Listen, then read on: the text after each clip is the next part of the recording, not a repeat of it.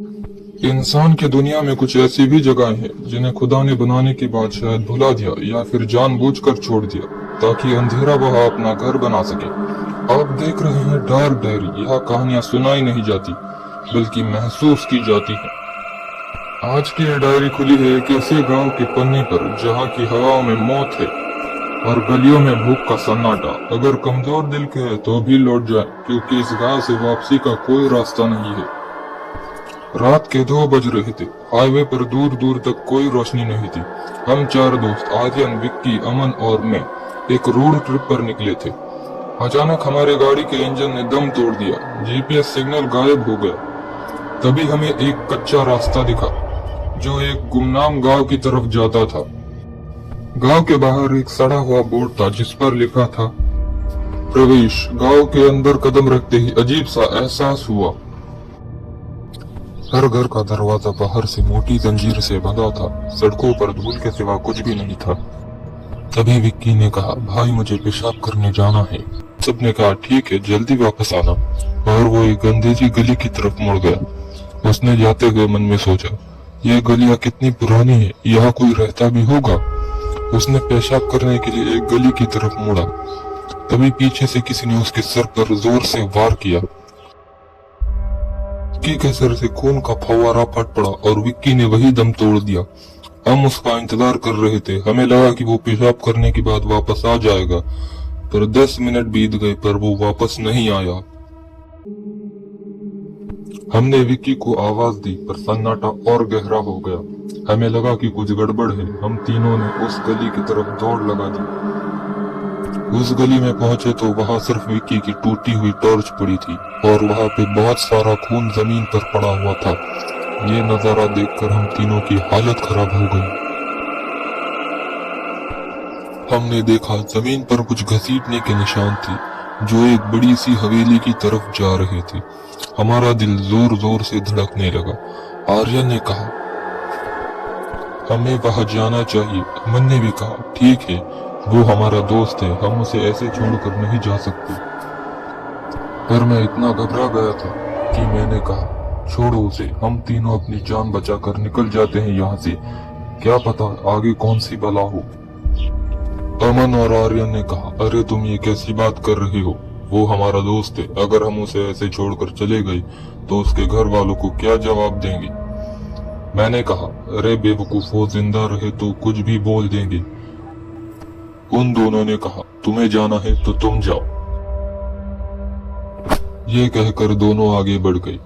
मुझे ना चाहते हुए भी उनके साथ आगे जाना पड़ा। मैंने उनसे कहा, रुको गधू, मैं भी आता हूँ। हम तीनों डरते डरते उस घसीटने के निशान का पीछा कर रहे थे। पीछा करते करते एक हवेली के बाहर आकर पहुंचे। मैंने कहा, अभी भी कह रहा हूँ, वापस चलो। उन दोनों ने कहा, तुम चुप रहो यार। मैंने मन में सोचा, ये दोनों तो मरेंगे पर मुझे भी साथ में मरवाएंगे। मैंने कहा, तो चलो हवेली के अंदर, पर उन दोनों ने कोई जवाब नहीं दिया। मैंने उनकी तरफ मुड़कर देखा तो उनके सर से पसीना टप टप करके जमीन पर गिर रहा था। उनके हाथ कांप रहे थे। मैंने कहा, चलना है वापस। तो उन्होंने कहा, नहीं, अब आ ही गए हैं तो चलते हैं। मैंने कहा, तो चलते हैं हवेली के अंदर। जैसे ही हम हवेली के अंदर घुसे, वहां बीचों बीच एक आग जल रही थी। आग के चारों तरफ कुछ लोग बैठे थे। उनके चेहरे पीले थे और आंखें पूरी तरीके से काली थी। वो हमें देख नहीं रहे थे, वो हमें सूंघ रहे थे। मेज पर विक्की का ब्रेसलेट पड़ा था और पास ही में एक बड़ा सा कसाई वाला चाकू। तब हमें समझ आया कि ये इंसान नहीं बल्कि आदमखोरों का एक कबीला था जो सालों से ताजे मांस के इंतजार में था। इससे पहले हम भाग पाते, उन लोगों ने अपनी गर्दनें हमारी तरफ मोड़ दी। एक बूढ़ा आदमखोर उठा और बोला, मेहमान, आज दावत बड़ी होगी। हम जान बचाकर भागे, पर गांव की हर गली किसी भूल भुलैया की तरह थी, जो हर गली हमें वापस उसी हवेली के सामने लाकर खड़ा कर देती। तभी 10 आदमी भागते हुए आए और आर्यन को संभलने का मौका नहीं मिला। और उन लोगों ने आर्यन को पकड़ के खींच ले गए। उसकी चीख आज भी मेरे कानों में गूंजती है। मैंने अमन से कहा, तेरी वजह से आर्यन भी मारा गया। अब जिंदा रहना चाहता है तो हमें निकलना होगा यहाँ से। मेरा ऐसा गुस्सा देखकर अमन ने कहा, ठीक है, चलते हैं यहाँ से। और हम गाड़ी तक पहुँचेंगे कैसे?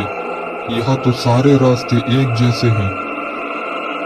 पर तभी कुछ ऐसा हुआ जिसे देखकर हमारी रूह कांप गई। वो सारी नरबक्षी हाथ में बड़ा सा चाकू लेकर हमारी ओर दौड़ रहे थे और मांस मांस कह रहे थे। ये दृश्य देखकर हमारी हालत खराब हो गई। हमारा दिल जैसे धड़कना ही बंद कर गया। मैंने आर्यन से कहा, जान प्यारी है तो भाग। हम दोनों दौड़ पड़े और वो सारे नरभक्षी लोग हमारे पीछे भाग रहे थे। मैंने भागते हुए अमन से कहा, क्या तेरी गाड़ी में ट्रैकिंग चिप है? अमन ने कहा, हाँ है। मैंने गुस्से में कहा, तो मेरा मुंह क्या देख रहा है? जल्दी गाड़ी की लोकेशन ढूंढ। आर्यन ने कहा, अभी ढूंढता हूँ। यह कहकर जेब से फोन निकाला और गाड़ी की लोकेशन ढूंढने लगा, पर सिग्नल नहीं था। मैंने पूछा, लोकेशन मिला कि नहीं? अमन ने कहा, सिग्नल नहीं है। ये सुनकर जैसे मानो मेरा दिल धड़कना ही बंद कर गया। मैंने कहा, अब लगता है कि हम दोनों भी मरने वाले हैं। लेकिन तभी एक कुल्हाड़ी उड़ती हुई आई और अमन के कंधे में लगी। अमन दर्द के मारे चीख पड़ा। मैंने कहा, चिल्लाने से कुछ नहीं होगा। जिंदा रहना चाहता है तो गाड़ी ढूंढ। लेकिन तभी चमत्कार हुआ। हल्का सा सिग्नल आया। मैंने उसके हाथ से फोन छीना और गाड़ी की लोकेशन देखने लगा। मुझे लोकेशन मिल गई। मैंने कहा, जल्दी भाग, गाड़ी ज्यादा दूर नहीं है। हम दोनों पूरी जान लगाकर भागे। मैं और अमन किसी तरह गाड़ी तक पहुंचे और इंजन स्टार्ट किया और पीछे मुड़कर देखा तो वो पूरा गांव हाथ में चाकू मसाले लेकर सड़क पर खड़ा था। उनकी आंखों में वही जानवरों वाली भूख थी। मैं और अमन बच तो गए, पर आज भी जब रात को सन्नाटा होता है तो मुझे अपने गर्दन पर किसी के गर्म सांसों के होने का एहसास होता है, जैसे वो आदमखोर आज भी मेरे पीछे हो। अगर आपको भी कोई रात को सुनसान गांव दिखता है तो भूल कर भी उस गांव में मत जाइएगा। अगर आपको कहानी अच्छी लगे तो डार्क डायरी को लाइक एंड सब्सक्राइब कीजिए। मिलते हैं अगले खौफनाक पन्ने के साथ।